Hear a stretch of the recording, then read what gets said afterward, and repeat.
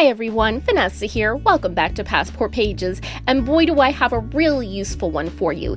In today's video, I'm going to give you the cost of the average 1-week all-inclusive vacation in the most popular travel destinations, from Cancun to the Bahamas, Jamaica, all of them, and give you specific resorts that I'd recommend at each price point, budget, moderate, and luxury, with the overall cost for a 1-week stay at each place. This will truly be a great tool for you guys for planning and budgeting, so let's check it out.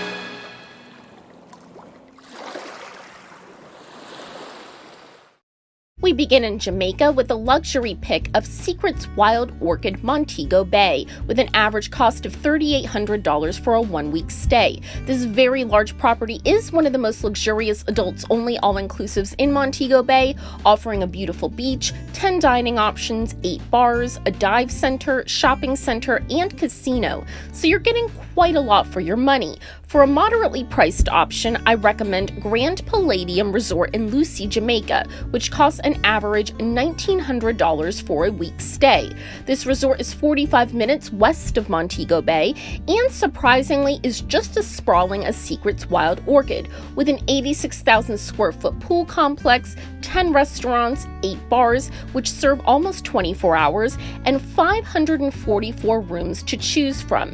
Now, it is more remote than Secrets, and the beach is definitely not as good, man-made and very rocky, but other than that, very comparable in terms of amenities and options, especially for the price difference. A great deal. And what about a good budget option? Try Sunscape Splash in Montego Bay, which averages $1,100 for a 1-week stay, and it's just a great value right on the beach, close to the activities of Montego Bay. It's got 4 pools, 3 restaurants, a spa, and even pirate-themed water park with sky-high water slides, a pirate ship, and a lazy river.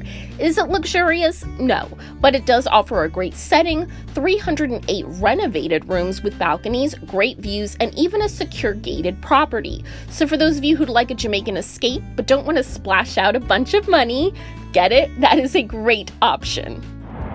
Now to the beautiful but very pricey island of St. Lucia. My luxury pick is Jade Mountain, which costs an average $10,000 for a week's stay. And I won't go into too much detail since I just did in my last video, which I'll link below, but it is perfect for privacy-seeking couples and honeymooners who'd like quiet luxury, with a nature-filled backdrop and flawless service.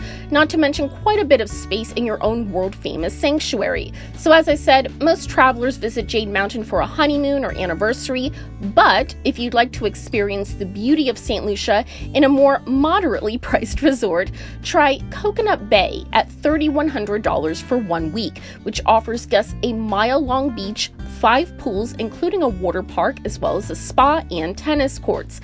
And your all-inclusive rate includes premium alcohol and free transfers from the airport.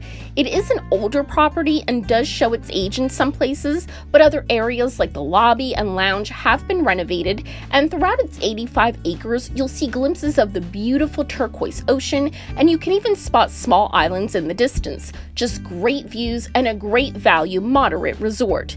And my pick for a budget option in St. Lucia is Calabash Cove, which averages $2,200 for 1 week. And this is a very small all-inclusive resort with 26 rooms divided into 3 categories, all with updated decor and even swim-up access. Amenities include a gorgeous beach, an infinity pool, and restaurant, both of which have amazing ocean views. So what this all-inclusive lacks in size, it more than makes up for in amenities and style. Just a very underrated all-inclusive. So for those of you who don't need a mega resort and would like a modern and peaceful retreat at a lower price point, especially for St. Lucia, this is a really great budget option. Now let's check out the always popular Cancun, beginning with my luxury pick of Excellence Playa Mujeres at an average $3,600 per week. Located just north of Cancun, this 450-room luxury all-inclusive is truly gorgeous, with huge modern and luxurious rooms, which were updated in 2014, all of which have balconies, some even offering swim-up rooms or private plunge pools. And speaking of, all guests have access to a whopping 7 pools, 9 restaurants, 11 bars, and a beautiful and peaceful white sand beach. You'll just experience luxury from the moment you step onto the resort. But of course, it comes with a price tag. So for a more moderately priced option, check out Hotel Riu Cancun, which comes in around $1,800 a week. So we're talking half of the cost of excellence. And it's a pretty big property with 569 rooms and a great central location right in the middle of the hotel zone. So you're never more than a 5-minute walk from all the action and nightlife. And while the beach is narrow, it's very long and has nice sand and beautiful blue water. Rooms here are basic but modern, with free mini bars restocked every 2 days, and the property offers 3 pools, 5 restaurants, and a spa. Some of the negatives you might notice: there aren't any toiletries or coffee makers in the rooms, nor do they offer room service, and because of the price point, this resort does get very crowded. But it does provide plenty of activities and nightlife, a great location, and a very good value. And for those of you who want to save even more money, I have a great kind of secret option in the Hotel Dos Playas Faranda, coming in at a great $900 a week. Located in the northern part of the hotel zone, you'll find a plain old nondescript white building at the end of a parking lot, so don't expect to be wowed upon arrival. The property is styled with 3-story motel-type buildings with 132 rooms, and to the right of the lobby, you'll find a path leading to the pool and restaurant, and up the hill behind the pool is the beach. Guests can also use the facilities next door at Maya Caribe, and if you can overlook the plain outdated rooms, this budget property has a lot of great features for the price, from its beach, not the greatest, but it has one, to 2 on-site dining options, pool, and even decent location. So for those of you who'd like to check Cancun out, especially first-timers, but don't want to spend a lot of money, this is a great option for you to see all the area has to offer for an incredibly low price. Now let's take a look at Los Cabos, beginning with my luxury pick of the Hard Rock Hotel Los Cabos, which costs an average $3,200 a week. And some of the standouts of this beautiful property include its gorgeous infinity pool with perfect ocean views, as well as 2 very popular swim-up bars, 5 dining options, free drinks 24 hours a day, and plenty of live entertainment. The property sits on a stunning white sand beach in the middle of the hotel zone, and each room features the Hard Rock signature rock and roll style, as well as open bathrooms with jetted tubs and balconies with either ocean or lagoon views. And a little tip: while most people book the ocean view rooms, the lagoon view units have the best sunset views. You're welcome. It's hard to fault this property except for the price. So for a moderately priced option, I recommend Hotel Riu Santa Fe for a very reasonable $1,500 for 1 week. Located just outside of Cabo San Lucas, this is definitely a mega resort with 902 rooms, a huge pool with lots of room for lounging, and attached jacuzzis, 4 dining options, as well as a swim-up bar, and lots of nightly entertainment to choose from. The rooms are basic, but most have great views and very big bathrooms. Now, the food here is definitely its weakness. It's pretty mediocre, but still, this resort has a great value for all you get, and they're able to keep the costs down because of how many guests they have at a given time. So expect crowds, especially around the pools. But for an even better deal, try Solmar Resort, which you can get for $900 for a full week stay. If you're looking for affordable beachfront lodging in Cabo, this is one of the most solid options, certainly for a budget all-inclusive with 2 pools, sushi bar, and even beachfront cabanas. The 100 rooms are a very good size, but dated, and the beach isn't great, certainly not swimmable, but that's a problem in the area, not just here. So it's certainly not an updated property by any means, but a great budget option, and even surprisingly quiet, drawing many repeat customers year after year. Next, we'll look at Punta Cana, which really has the widest price range for its all-inclusive resorts. So let's begin with the luxury option of the beautiful and super luxurious Zoetriagua Punta Cana, which can be as high as $4,000 a week. But I have to say, this pristine all-inclusive is worth the high cost. From the moment you step on site, you'll be personally greeted by staff with a cold towel and a smile, with spa music in the background, the sound of waves crashing. It's like you've arrived in paradise. The beautiful grounds and pools are rarely crowded. I think the price is the reason for that. And the private beach is super quiet and peaceful, no vendors or loud music to worry about. The 96 spacious suites even include butler service, and a really great perk, no formal check-in or check-out times at all. My favorite thing.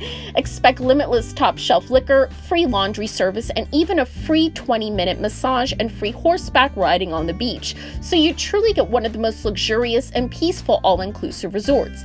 But that's if you want to spend that much money, of course.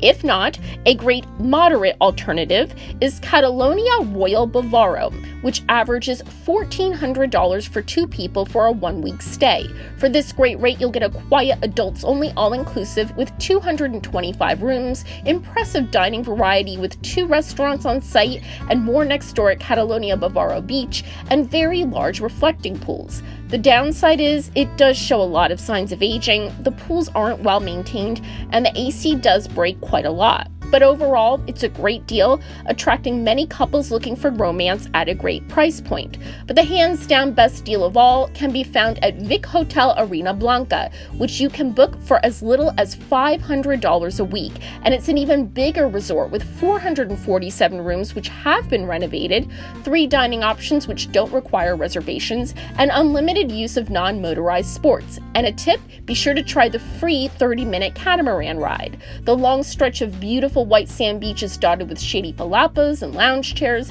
extending the length of the property. And while there's nothing flashy or particularly unique about this property, it checks off all the boxes of a good all-inclusive property and is the best value in the area. Next up is the ever-popular Bahamas, and we'll begin with Foul Cay Resort in Great Exuma, which can cost over $10,000 a week. Again, I spoke about it at length in my most expensive Caribbean resorts video, so briefly, what are you getting for that crazy high price? Pretty much an untouched paradise of 50 acres, and an incredible level of privacy with just 6 1- to 3-bedroom villas and 3 private beaches to choose from. Foul Cay offers privacy unmatched by any other Caribbean all-inclusive, since only 28 guests can be on the island at any given time. And they can enjoy free range of the 50 acres and 3 beaches. The staff is incredibly attentive. You'll get your own personal island host who checks in on you throughout the day and serves you all your meals. So you basically get your own island with your own staff, which is awesome, but most of us can't afford to drop that kind of money. So a great moderate alternative is Hotel Riu Palace Paradise Island, which costs an average $3,000 a week per couple.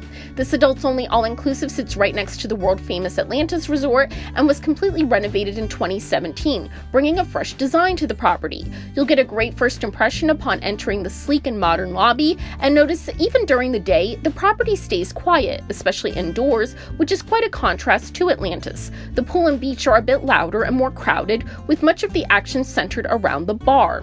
This upscale resort offers 379 rooms and suites with stocked minibars and furnished terraces and balconies, and the 4 dining options offer a wide variety. The downside is the beach is crawling with vendors, mostly due to the neighboring Atlantis Resort, which is a huge source of income for the locals of Paradise Island. But overall, this resort is a great moderate property. And my budget pick goes to Breezes Resort in Nassau, right on Cable Beach, which you can book for an average $1,900 for a week's stay. You'll be greeted by a huge 18,000 square foot marble lobby, although the 391 rooms, which are spread between 2 towers, aren't as impressive. They are big and bright, but the decor is definitely dated. But you'll have access to 3 pools, 5 restaurants, 4 bars, a really great beach, and even unique activities like a rock climbing wall and trapeze, plus plenty of other activities. It's unquestionably one of the best values on the island, which draws plenty of spring breakers, so maybe skip that time of year. So there you have the average cost of a 1-week stay in the most popular tropical vacation destinations, along with some of my favorite picks for each budget, and I really hope this helps you all with your planning and budgeting. If you found this video to be helpful, I'd appreciate a thumbs up, and please subscribe to join our travel family, and don't forget to ring that bell for video notifications. This is Vanessa for Passport Pages. Thank you for watching, and I hope to see you all very soon. Bye everyone!